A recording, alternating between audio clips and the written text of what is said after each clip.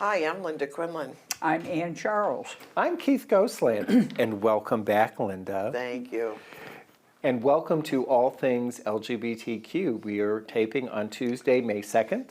All Things LGBTQ is taped at Orca Media in Montpelier, Vermont, which we recognize as being unceded Indigenous land. So what did you learn while you were gone? Well, I'm going to take us to Montana. Oh, On purpose?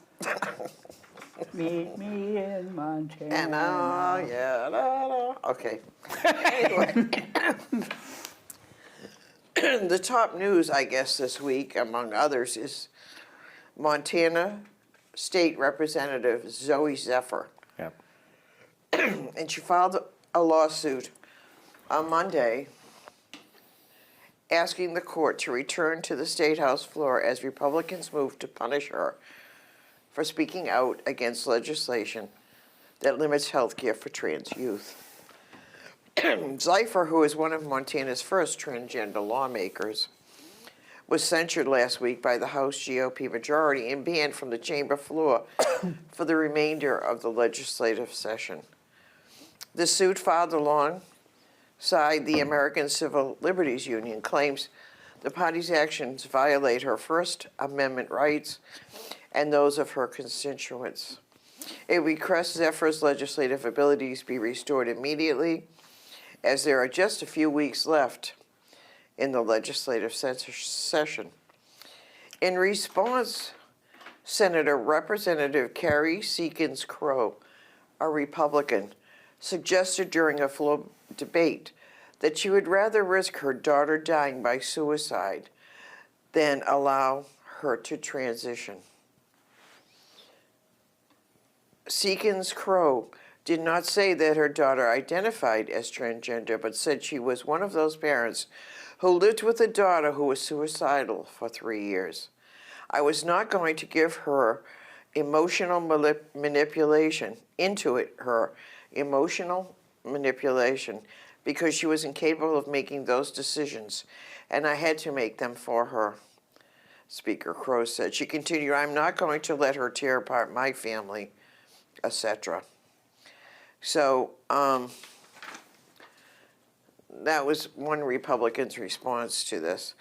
Democrats said she spent the first day of her exile last week battling to use a bench in the State House hallway. And apparently a bunch of Republicans sat on the seats, so she couldn't sit there. There was also a demonstration when she tried to speak during one of the sessions where everybody said in the gallery was yelling, let her speak, mm-hmm. And then they were taken out by police and considered a insurrection, even though it was a peaceful demonstration. Her key card and access to Capitol entrances, bathrooms, and party workplaces was deactivated, according to the lawsuit. And here's a clip where she made the speech that caused the Republicans to ban her from the chamber. So here we go. And I rose up in defense of my community that day, speaking to harms that these bills bring and that I have firsthand experience knowing about.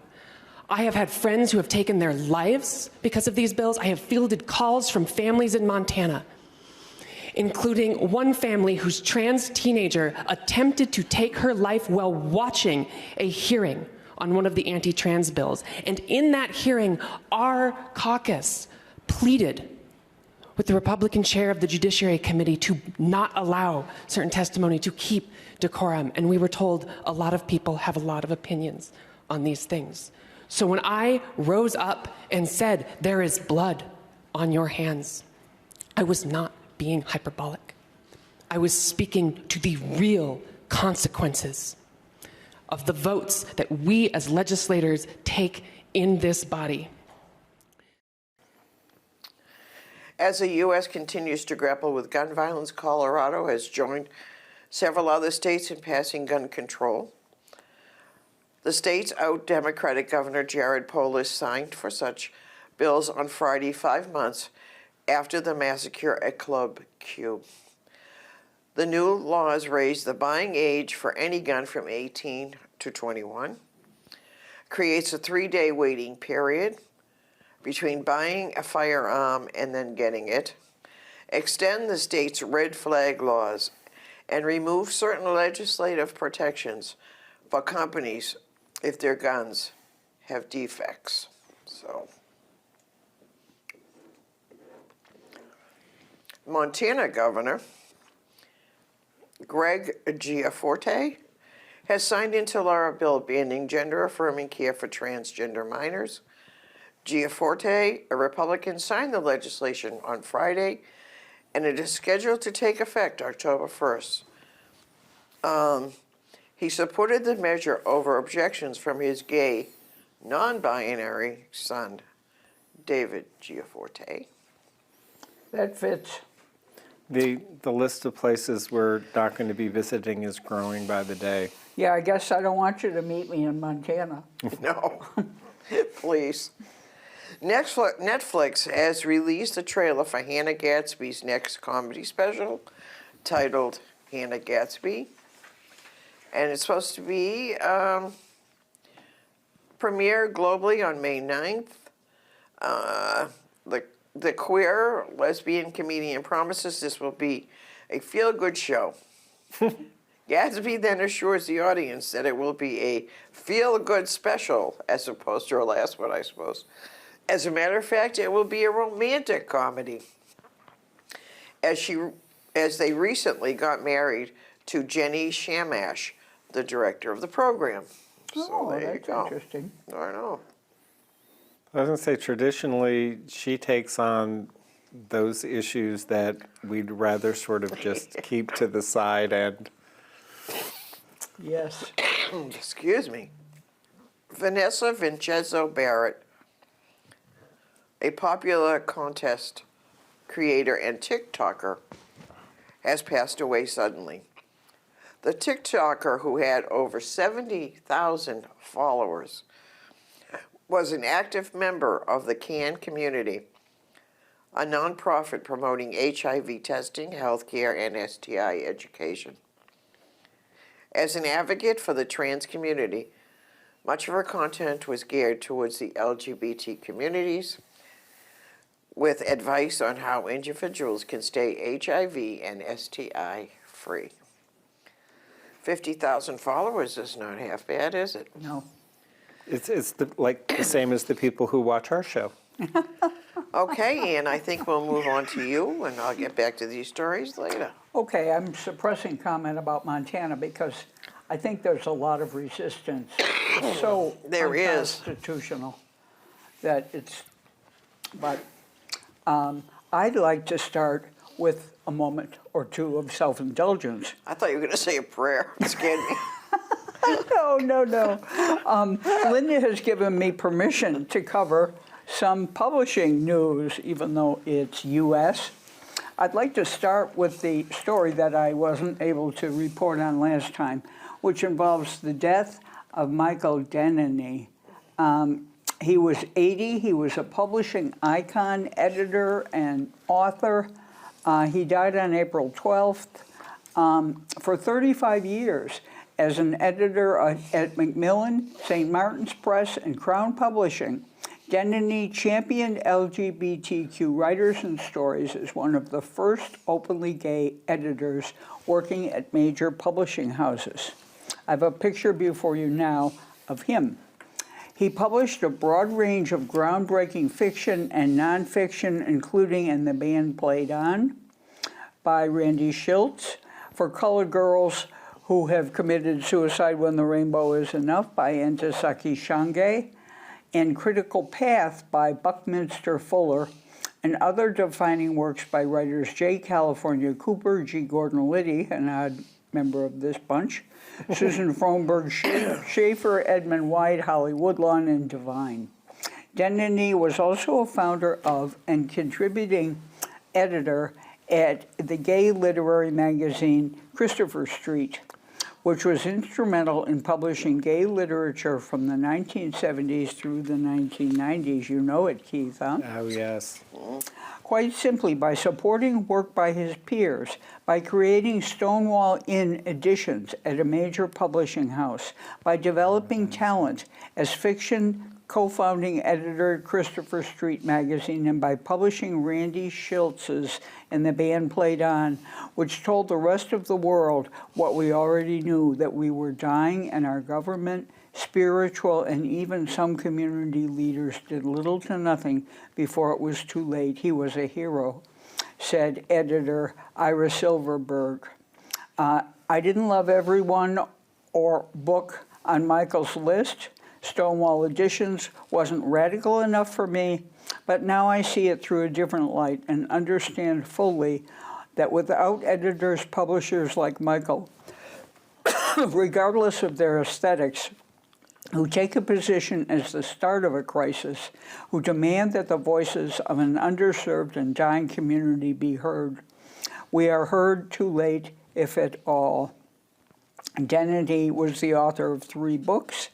He co-edited the anthologies Christopher First Street Reader and First Love, Last Love. Born in Pawtucket, Rhode Island, he studied at the University of Chicago under Hannah Arendt, pretty impressive, and joined the student protest movements of the 1960s. He also served as editor at the University of Chicago Press until he moved to New York in 1972. And I'd like to move now to the Publishing Triangle Awards, where Dennehy was honored, and he was part of the founding of the Publishing Triangle also. The purpose of the Publishing Triangle is to further the publication of books and other materials written by LGBTQ authors or with LGBTQ themes. Founded in 1988, the Publishing Triangle works to create support and a sense of community for lesbian and gay people in the publishing industry. So, the 2023 award winners were announced at a ceremony that I was privileged to watch, and Linda tuned in a little bit. So let me tell you the winners of these awards, and so you can get out your pen and order them from the library or whatever. The Publishing Triangle has announced the winners of the 35th Annual Publishing Triangle Awards, comprising 4 special awards and 8 literary awards. The winners of the literary awards were the Audre Lorde Award for Lesbian Poetry, and this is especially important because this writer has agreed to be interviewed on our show in September.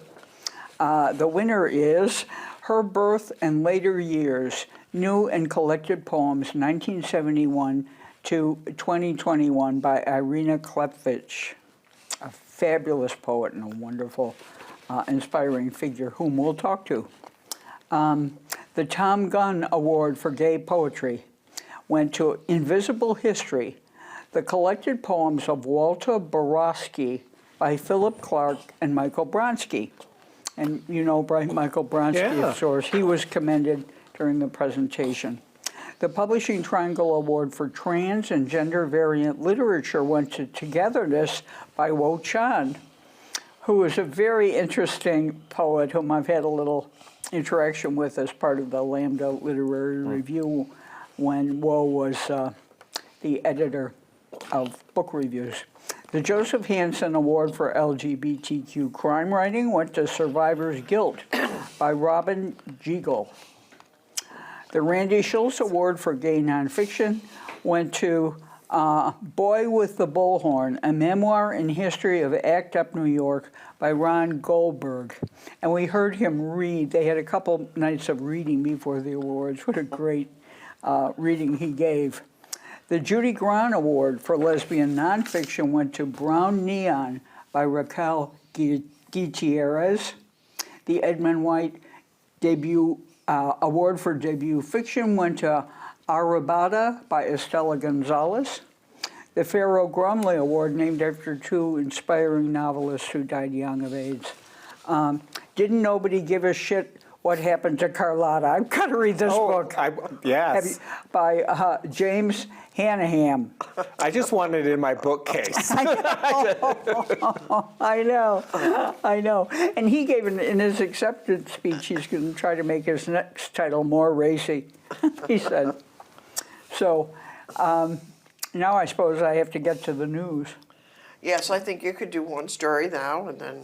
Oh, well, okay. What about the clip you have? Do you want to do that one now or do you want to No, wait? no, Okay. I'm going to wait till we get to Asia. Okay. What if I don't want to go? Oh, I have news for you there. Okay. But let's start in South America. I have individual stories from several continents. I thought I'd start with Paraguay has elected an ex-finance chief named Peña, Santiago Peña, 44. He's been elected president, and he's president after a long line of right-wing people in power for nearly 8 decades. He was elected, and the center-left challenger who had railed against endemic institutional corruption was defeated, although, like his challenger, Peña is socially conservative with a strong stance against abortion and same-sex marriage in an overwhelmingly Catholic nation. So both of the contenders were not on our side. Paraguay, you may learn, is ranked 137 out of 180 countries on Transparency International's Corruption Perceptions Index. So it's a little corrupt in Paraguay. I'm shocked. Okay, one more? Yeah. Here's a bitter pill from, guess where, Uganda. Museveni, the president, has sent that horrible bill back to be strengthened. And he doesn't know how he's going to strengthen it. But already the bill's passage last month has already triggered a wave of arrests, evictions, and mob attacks against LGBTQ Ugandans. He did not elaborate on what about the bill required reinforcing. A lawmaker said that he could ask for changes to provisions that contradict the existing law and thus avoid a successful court challenge. As we know, the U.S., the UN, European Union, and a long list of corporate giants have condemned the bill, which would impose the death penalty for so-called aggravated homosexuality and 20-year sentences for promoting homosexuality. Okay. Okay, so shall we move on to Keith or? Oh, well, I just have one, I don't want to be pushing. Okay, but I have one short news piece from Europe, and this is my only European story. Paris has scrapped the floats in the Gay Pride March, which is pretty interesting. The parade is going to crisscross the streets of Paris without motorized floats for the very first time after organizers voted to scrap heavy vehicles along the route for environmental and safety reasons. Yeah.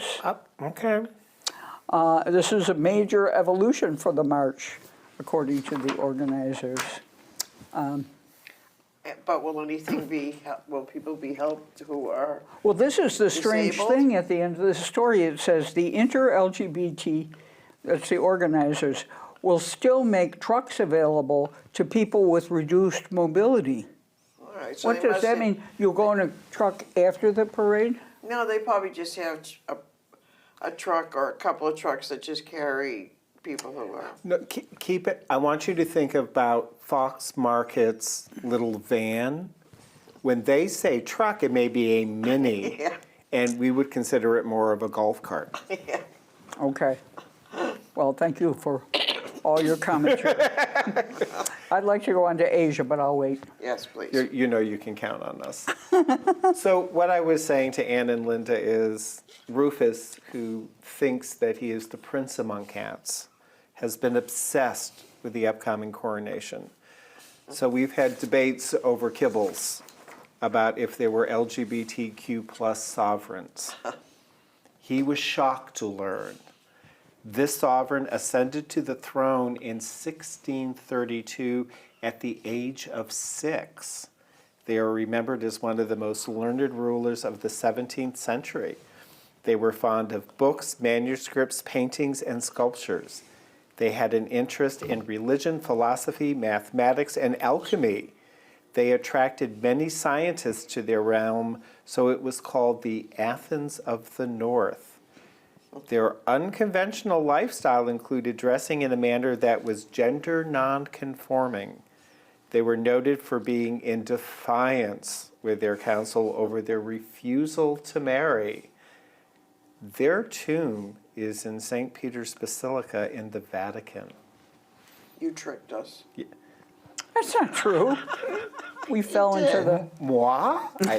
Okay, so events, Rainbow Umbrella, the women's discussion group, book discussion groups, and again, I love reading the notes. I like the narrative of this is where our conversation took us, both the expected and the unexpected. Yeah. You know, and it sounds as though there's not always necessarily agreement. No. On, which I think is great. Michael Hayes, Marguerite LeMay, they have set a date for a memorial service June 25th, that's a Sunday, from 2 to 5 p.m. at the Ellie Long Theater in St. Michael's in Colchester. And I'm going to be following this because if it's from 2 to 5, I'm wondering if this might be a performance in itself, so which is what I'm hoping for. What I neglected on our last show, because I dropped the sheet in my apartment, JAG Productions. And we had reported on, there's a debate going on with the Briggs Opera House, which is where their performances have been occurring. They've contracted to let a different theater company be the artist in residence, which is sort of pulling JAG Productions out. So they're looking for space. But they have a production going on right now called Every Brilliant Thing. And what's unique about this is that this is the first time that Green is going to be on the other side of the footlights. He is performing in a role of a narrator as I think it's a 6-year-old or a 9-year-old boy. So, and he said he picked this play because for the first time in his life, he experienced what he now knows is depression. And that's the focus of this film. Oh, we have tickets for Saturday. Okay, then I'll be waiting for you to report back. So, just to plug, out in Bradford, this is the second Friday of the month coming up, 5 to 9 p.m., Vittles House of Brew. And their posters clearly assert, we have no agenda. When was the last time you heard that? Looking at the Pride Center of Vermont, first thing to know is they've finally posted that they're looking for an executive director. Huh. So if this is something that might be of interest to you, please go onto their website, look at the qualifications they're looking for, the type of resume. Good luck. Also remember that on Saturday, May 13th, from noon to 3 p.m. outside of the Pride Center is their plant sale to benefit the trans program. They also have an event coming up, and this is a virtual event. Thursday, May 25th at 7 p.m., LGBTQ rights in the workplace. And what they're going to focus on are what are the types of harassment that are illegal. Hold on to that thought when I talk about our legislature. What to do if you suspect you're being discriminated. What to do if you're fired. The differences between sexual harassment and gender-based discrimination, workplace protection for trans people, and they would like you to pre-register. I did not see that there's a fee associated with it, so this is a learning opportunity. And it's being presented by attorneys Bridget Dowrett and Jackson Place. Oh. So, Back to me. back to you, Well, because that's going to fill up my calendar. I know. That's enough, yeah. police in Atlanta have increased patrols after transphobic and anti-Semitic literature were found in the city last weekend. The flyers were left on the driveways of homes in the eastern part of the city and listed specific individuals with notable LGBTQ plus advocacy and support groups as being responsible for what they term as rise in transgenderism. They provide a scan code to the link where users can download, print their own version of the flyers. The flyers appear to be the work of the Golem Defense League, identified by the Anti-Defamation League as a known hate group. So, you know, so they make it so that you can just, all right, never mind. When longtime political activist Karine Jean-Pierre became White House press secretary last year, she made history in 3 ways. As the first out LGBTQ person, first black person, and first immigrant to hold this position. But it's more than her identity that makes her significant. She uses her press briefings to call out homophobia, transphobia, and bigotry of all kinds. Lesbians have been making political history in the U.S. for 50 years, with many of them being among the groundbreakers of the LGBT community. First out LGBT plus person elected to any political office, first out U.S. Senator, and more. And there are 12 who contributed significantly to the viability of being elected and appointed officers. Now I have a picture before you of Kathy Kozachenko, who was the first out member of the LGBT community elected to any political office in the United States, winning a city council seat in Ann Arbor, Michigan in April 1974. In November, Elaine Noble Finally, I became was the first out candidate elected to a state legislature. Right. When voters in Boston district sent her to the Massachusetts House of Representatives. And Roberta Ashtenberg weathered the wrath of infamously homophobic U.S. Senator Jesse Helms to win the distinction of being the first Senate-confirmed out presidential appointee. And our own lesbian, ta-da, our own lesbian. Becca Balint, Yes. was elected in Vermont, as we all know. And there's a whole list of them, so if you're interested, you know, go look them up, but there's quite a few. Roberta was the deputy secretary of HUD.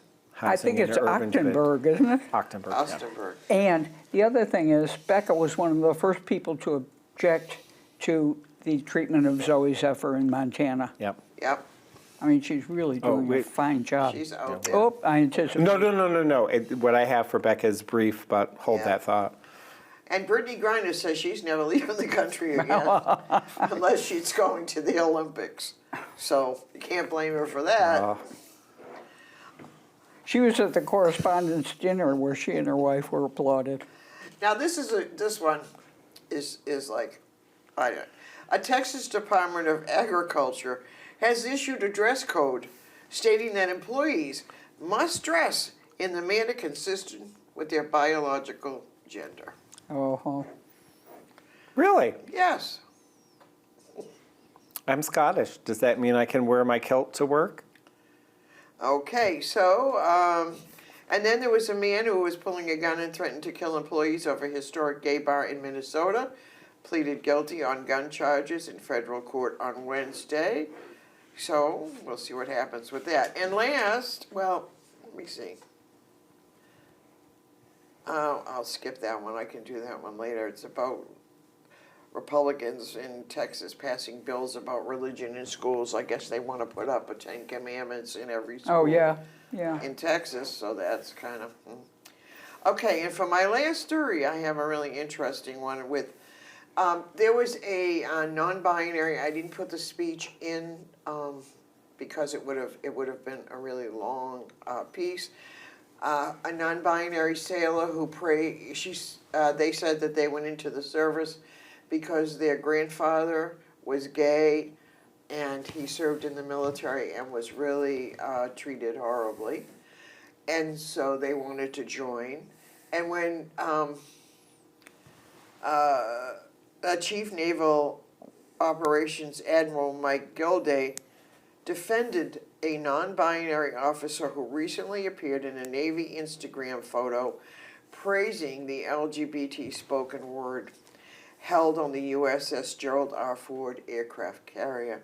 The video was criticized by GOP lawmakers, including Marco Rubio, Republican, Florida, who slammed the U.S. Navy's priorities as China prepares for war. Senator Tommy Tuberville, Republican, Alabama, questioned the top admiral about the video during a Senate Armed Service hearing on Tuesday, and this is what the admiral said. So here's the clip. I'll tell you why I'm particularly proud of this sailor. So her grandfather served during World War II, and he was gay, and he was ostracized in the very institution that she not only joined and is proud to be a part of, but she volunteered to deploy on Ford, and she'll likely deploy again next month when Ford goes back to sea. Sir, we ask people from all over the country, from all walks of life, from all different backgrounds to join us.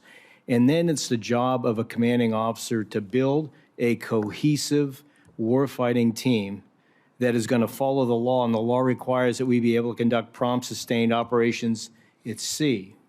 And so we have to, that level of trust that a commanding officer develops across that unit has to be grounded on dignity and respect. And so if that officer can lawfully join the United States Navy, is willing to serve and willing to take the same oath that you and I took to put their life on the line, then I'm proud to serve aside them. Very inspiring. Yes. Who would have thought the military would take the lead? Well, Asia, huh? India. Oh, okay. Let me show you a picture now of a protester advocating for same-sex marriage in India. As we know, the Supreme Court was considering it, and the government was arguing against it. And then they came down with COVID, so they had to postpone their proceedings. But once the government spoke, things began to turn. The head of the Supreme Court group that is considering it now wants to play facilitator to push the government to ease concerns of same-sex partners. Conscious of our limitations as a court, says Chief Justice Chanda Harchud, after the Solicitor General, this guy Mehdi, who is the government representative who argued vigorously against same-sex marriage, after Mehdi said that same-sex marriage is not a fundamental right, the Supreme Court said it's ready to play the role of facilitator to push the government into taking administrative steps to bring down barriers and ease the day-to-day human concerns faced by cohabiting same-sex partners in areas like joint banking, insurance, and admissions of children to schools without touching upon the issue of legal recognition of same-sex marriage. The petitioners have sought a total judicial declaration of nothing less than a full marriage status for same-sex couples.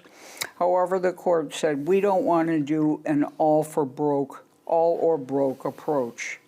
So they're backing down. The turning point came when the government's very powerful, according to this gentleman, by the bench's own admission, arguments that the court would encroach into the legislative arena, so they're trying to muddy the waters by pushing it to the legislature. By saying giving total legal status to same-sex marriages would create chaos, considering the fact that many statutes, including diverse personal laws, were designed solely for heterosexual marriages. The new turn in the court hearing began when Mr. Mehta said the right to love, to cohabit, to choose one's partner, and project one's sexual orientation were fundamental rights, but there is no fundamental right to seek a recognition of same-sex relationships as marriage. He said the petitioners cannot ask for the state to take an affirmative step towards recognition of same-sex marriages, so we'll see what develops there. But if we can stick with India for a moment, a gay movie wins big at Bollywood Filmfare Awards, which is the Indian Oscars. Badi Doe won the Best Actor, Best Story, Best Screenplay Critics Award for Best Film, Critics Award for Best Actress, and more. The film is not only a family entertainment, but it's high on humor and drama and has done well to inspire audiences to bring up social conversations around acceptance, inclusivity, and love. Badi Doe is translated as Give Congratulations, is a 2022 Indian Hindi language social comedy drama film. I want to see it. Well, let me tell you about it. Shardul Thakur is a police officer whose widowed mother keeps bugging him to get married. Then we are introduced to Suman Singh, also known as Sumi, who is a physical education teacher and meets a woman That gives it right away. and meets a woman on a lesbian dating app. On reaching the cafe where they were supposed to meet, Sumi realizes that she had been chatting with a man masquerading all along as a lesbian. Afraid, Sumi leaves the cafe, but the man begins to stalk her. When she threatens to report him to the police, his counter-threat is to expose her as a lesbian. Fed up with his blackmail, Sumi reports to Shardul, who happens to work in a police station largely peopled by female officers. Shardul meets Sumi and tells her that the man from the dating app has been warned. He makes a deal of marriage with Sumi while revealing that he is gay himself, and that getting married would placate both their families. Sumi accepts the deal, and they get married. So let's take a look at this clip from Badi Doe. नाम, सुमन title, Singh, gender, आपको क्या लगता है? अब female.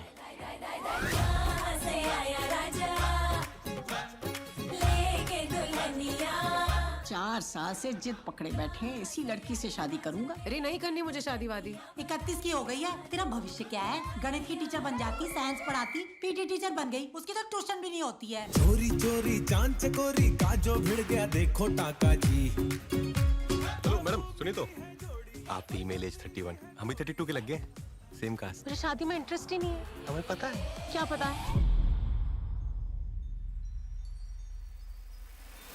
पर कोई tension नहीं है, हम समझते हैं, आपकी रक्षा भी कर लेंगे।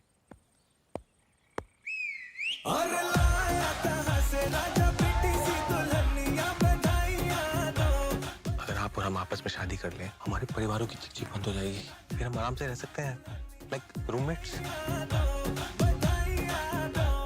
चुंगी की ओर से लेना। वो तो लंबा पड़ेगा ना भाई। पुलिस को सिखाओगे कौन सा रास्ता लेना चाहिए? आईडी दिखाओ। आईडी। मुझे क्या दिखा रहे हो? उसे दिखाओ। ये कौन? कजन है, किसकी कजन? सुमी की कजन, एकदम ओरिजिनल रियल कजन है। घटिया बातें करते रहो, घटिया प्लान्स बनाते रहो। तुमने बनाया कोई प्लान आज तक? नहीं, तुम उपले बनाओ, उपले। क्या उपले? अरे वो जो ऐसा गोबर का केक बनाते नहीं, फिंगरप्रिंट लगाते। तुम्हें हम उपले समझाने आए हैं यहाँ पे। यार मम्मी ने बोला था चक्कर ना चले यो, मैनेजर रेंज का सिंपल बहुलैयो। अरे गुड न्यूज कब दे रहे हो? वक्त रहते कर लो बच्चा। हमको देखो, first night single shot job done. By God कसम से नियत में कर दे। छोटे से कमरे में रहते हैं, बिस्तर भी छोटा सा ही है। अरे तो फिर क्यों नहीं हो रहा बच्चा? छोटा नहीं है। लट्टू उड़ गया भेजे का जो दिल पे कर गई चोट, बंदी टोट बंदी टोट, हाय दिल पे कर गई चोट, बंदी टोट बंदी टोट, हाँ दिल पे कर गई चोट, जैसे आपका कोई इंटरेस्ट नहीं लड़कों में, है ना? पर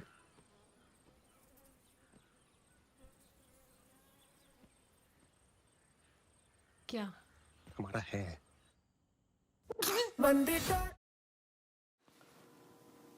Interesting. It's very exuberant, and it's.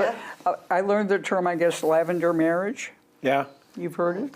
the wedding banquet. Well, let me which tell was you. a Chinese. So where can I see this? Netflix. All right. And I checked that out. You When? anticipated. It's available now. I checked it out good. today with subtitles. We'll have to watch And it. a lot of music. I mean, that song, one of the songs is a bestseller in India. There were no subtitles, or I would have, There's always Played it for disco you. dancing in Might be able Bollywood. to find online how to get the words of the music. Well, I don't know. Anyway, let's move on to more good news from India. If we count Body Dough as good news, which I think we should. Let's look at a picture now of Tokyo Rainbow Pride, which returns in full for the first time in 4 years. Participants marched during the Tokyo Rainbow Pride Parade celebrating advances in LGBTQ rights and calling for marriage equality in Tokyo, and this occurred last Sunday. The bustling districts were even more colorful this weekend during Tokyo Rainbow Pride, which returned to full capacity for the first time in 4 years, with advocates working to drive momentum for more progressive LGBTQ policies. It lasted for 2 days. It's one of Asia's largest LGBTQ-related events, with over 200,000 people taking part this year under the theme, Press On Till Japan Changes. But this event comes at a challenging time for the country's LGBTQ community, as it is uncertain whether Japan's parliament can adopt a bill to promote understanding of LGBTQ people ahead of the Group of 7 Leaders Summit in Hiroshima next month. Japan, as we have said ad infinitum on this show, is the only G7 nation without a law ensuring LGBTQ rights, though many of its major cities have moved to recognize same-sex partnerships in recent years, and opinion polls showed that the public is largely in favor of legalizing same-sex marriage, but they haven't done it. Huh. Now, I'm counting Turkey as part of Asia because I'm on a roll with Asia. The president, Recep Tayyip Erdogan, has continued his re-election campaign by giving an anti-LGBTQ speech. He returned to campaigning on Saturday after having a stomach virus, and the election is May 14th. A liberal's running, right, against Erdogan? Yeah, but it doesn't look good. No? In an hour-long speech, he said, "In this nation, the foundations of family are stable. LGBTQ will not emerge in this country." I don't know who's the opponent. I'll check into that and I tell think you. his opponent What? was a liberal. I heard one news story that was saying that Erdogan's stomach upset was after he'd had dinner with Putin. Oh, that's a really... That would do it. That's a little noir humor.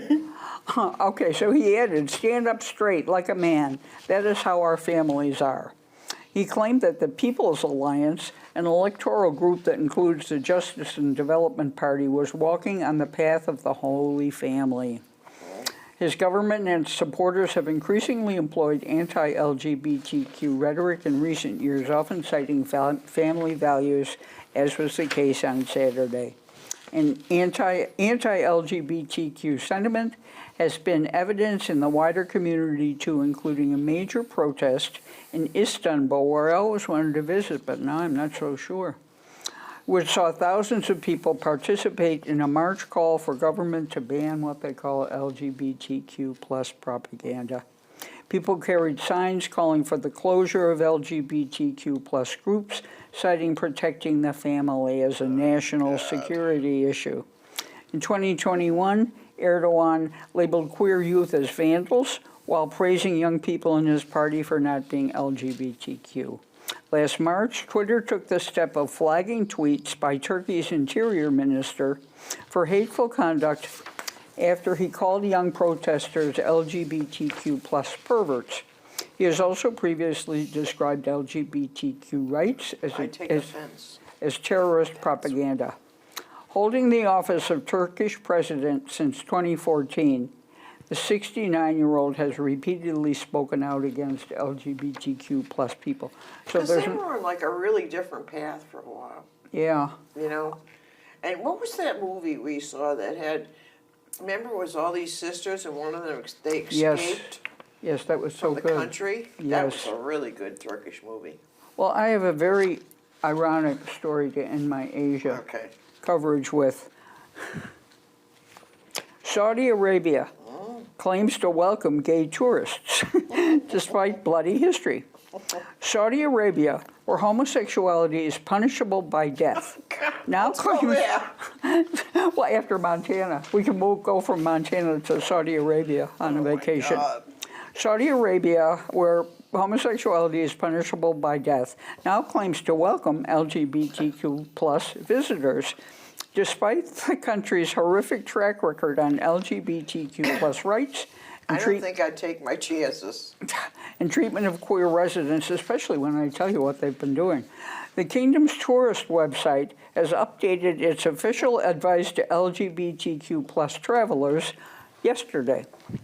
The website's help section now lists the question, are LGBTQ visitors welcome in Saudi Arabia? The response reads, we don't ask anyone to disclose personal details and never have. Everyone is welcome to visit our country. Other answers under the tourist website help and support section state that unmarried couples are welcome in the country, but must act in a culturally sensitive manner, and women are expected to wear modest clothing on public beaches. There was no official announcement about the change, with Twitter users being the ones to point out the website update and share it widely on social media. A journalist, Weijia Lian, an openly gay Saudi who has asylum in the U.S., tweeted, it's very sad to see a country criminalize the LGBTQ community and welcome them in the same time. In the same time, he says, so what do you do if you were Saudi Arabia? Easy. Criminalize LGBTQ community, make sure that your LGBTQ citizens are in prison, and at the same time welcome international LGBTQ community members, but without saying that you're gay. Saudi Arabia has a long history of anti-LGBTQ violence. It remains one of the few countries where homosexuality is punishable by the death penalty, as I said. Sharia law also forbids cross-dressing. There are no anti-discrimination protections against queer people, and LGBTQ plus personnel are banned from serving openly in the military.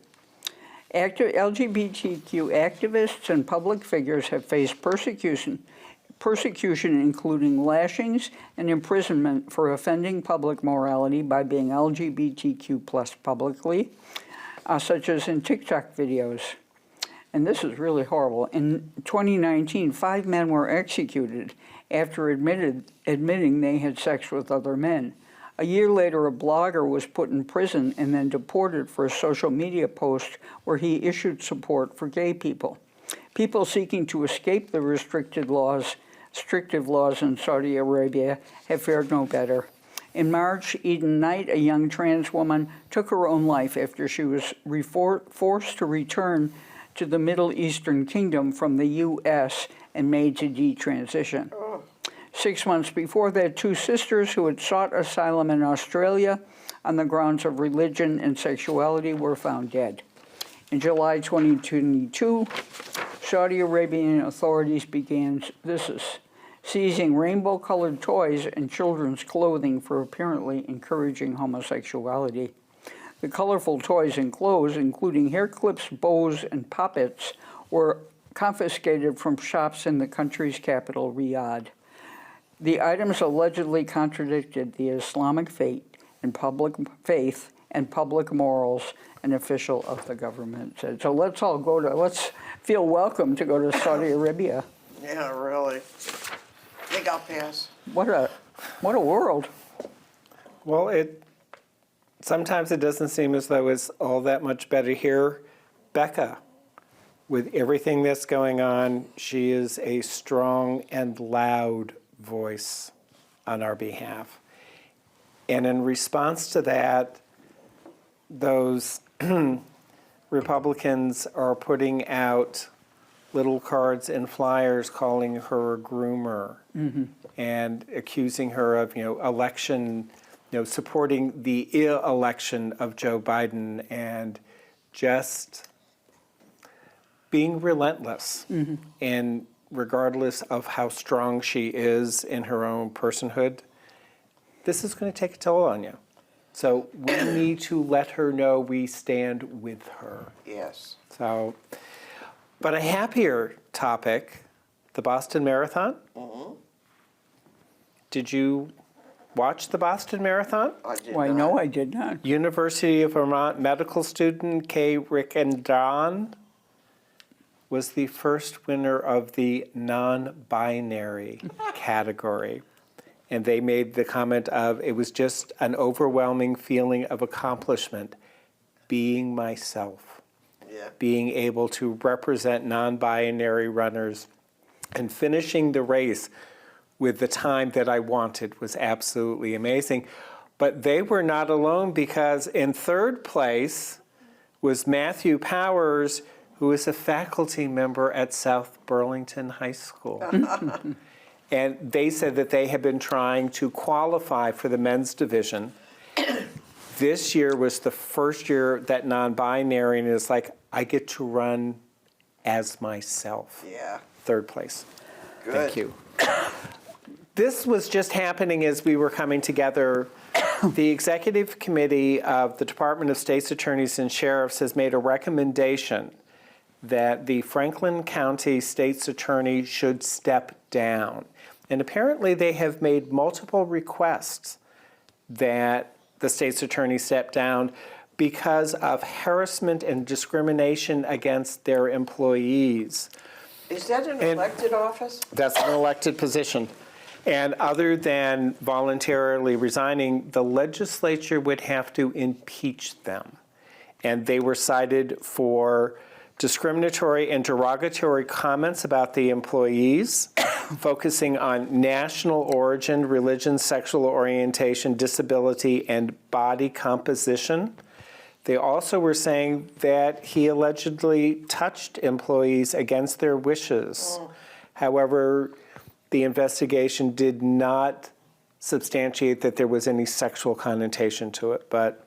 And there was a press conferencing happening at the State House as I was coming up.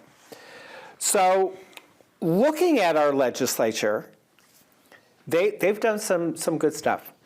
They have passed both bills about protected health care, S37 and H89, by strong majorities, and they're on their way to the governor's office. And there's every indication that the governor intends to sign them. As opposed to S5, the mandated greenhouse emissions bill, this is the one that would help Vermonters transition to green energy in their households so that we are not as dependent on fossil fuels. He has already said that he fully intends to veto it. Why? Because he thinks the impact on low-income Vermonters and the impact on the fuel industry, the small businesses. So they're already planning a veto session. And in the House, it passed by a 98 to 46 vote. There were 6 people absent. They're thinking they could make up the 2 votes they would need to get to the 100 mark, which would be the veto override. And the Senate was already at 20. So they're where they need to be. Good. H230 has passed both the House and the Senate.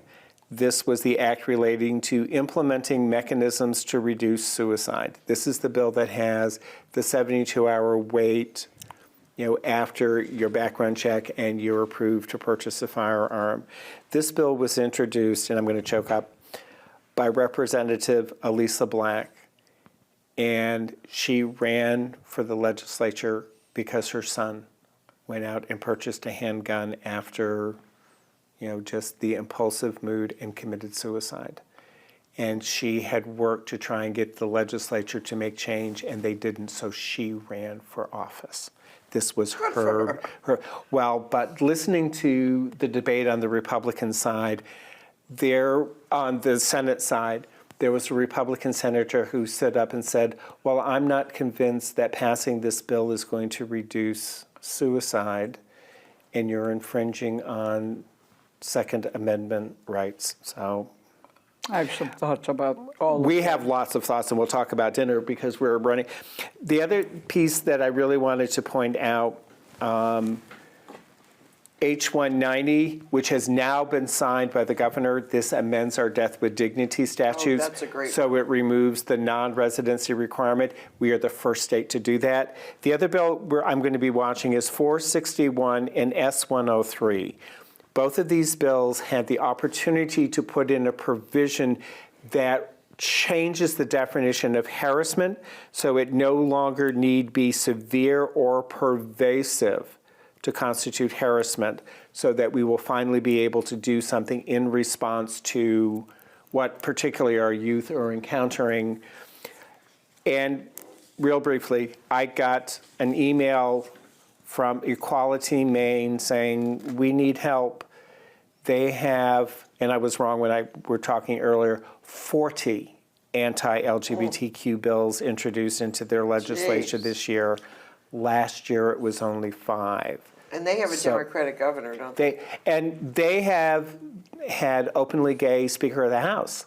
I mean, they have overridden these, but they keep getting introduced, which is something we cannot forget. And you better get to the trivia. Because, you know, Rufus was very impressed that, you know, there were out LGBTQ plus sovereigns. This one might have happened to have been Queen Christina of Sweden. And we were both surprised that she is entombed in the Vatican, and apparently she was a favorite of popes, and her burial there was symbolic of the Counter-Reformation movement at the time. Oh, Counter-Reformation. Well. And you know, I know, and my bad was that I kept thinking England, you know, like Edward and, you know, Richard the Lionhearted, and, you know, okay. Anyway, on that note, let's all remember to resist.